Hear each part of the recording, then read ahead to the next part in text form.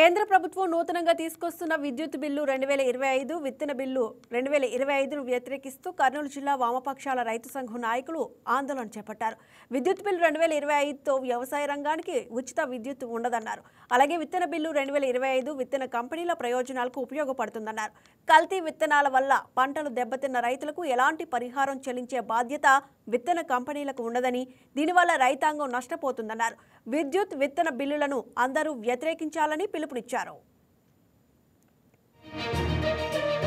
ప్రధానంగా రెండు బిల్లులు, వ్యవసాయ రంగానికి గొంతు కోసేటువంటి రెండు బిల్లులు, నూతన విద్యుత్ సవరణ చట్టం, ఈరోజు అదేవిధంగా విత్తన చట్టం రెండు తీసుకొని శీతాకాల సమావేశాల సందర్భంగా బిల్లు పాస్ చేసుకోవాలని చెప్పేసినటువంటి ప్రయత్నం పార్లమెంటులో బీజేపీ గవర్నమెంట్ ప్రయత్నం చేస్తుంది. ఈ రెండు చట్టాలు గనక అమల్లోకి వస్తే కనుక మొత్తం వ్యవసాయ రంగం అంతా కూడా కుదేలవుతుంది. ఇప్పటికే 1966వ చట్టము, అదేవిధంగా 2005 చట్టం ఉన్నప్పటికీ కూడా ఈరోజు నకిలీ విత్తనాలు యథేచ్ఛగా మన కర్నూలు జిల్లాలోనే మనం 2021వ సంవత్సరంలో చూసినాం.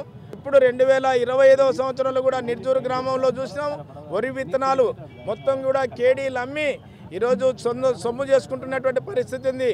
అదేవిధంగా ఇప్పుడు విద్యుత్ సవరణ చట్టం తీసుకొని వస్తే కనుక ఉచిత విద్యుత్ అనేటువంటిది ఉండదు.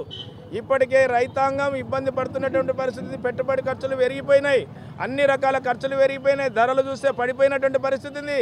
కాబట్టి 165 మందిగా ఉండేటువంటి ఈరోజు వ్యవసాయ రంగం దివాలా తీసేటువంటి పరిస్థితి ఉంది. మరి కేంద్ర ప్రభుత్వం కానీ రాష్ట్ర ప్రభుత్వం కానీ ఈరోజు రైతుల పైన ఈరోజు యుద్ధం ప్రకటించింది. మీరు అనుకుంటున్నారేమో రైతులలో ఐక్యత లేదని చెప్పేసి మీరు అనుకుంటున్నారు. మేము ఒక్కటే చెప్పదలుచుకున్నాం, 2021వ సంవత్సరంలో నరేంద్ర మోడీ సాక్షాత్తు నల్ల వ్యవసాయ చట్టాలు తెచ్చినటువంటి సందర్భంగా మోకాళ్ళ మీద నిలబడి నాది తప్పైంది రైతులారా క్షమించండి అని చెప్పించినటువంటి చరిత్ర కూడా ఈ రైతు సంఘాలకు, సంయుక్త కిసాన్ మోర్చాకు ఉంది. కాబట్టి రైతులలో ఐక్యత లేదు, నా ఇష్టానుసారంగా నేను పోతానని చెప్పేసి అనుకుంటున్నామేమో. ఆ రోజు ఏం చెప్పినావు, ఎన్నికల సమయంలో ఏం చేసినావు?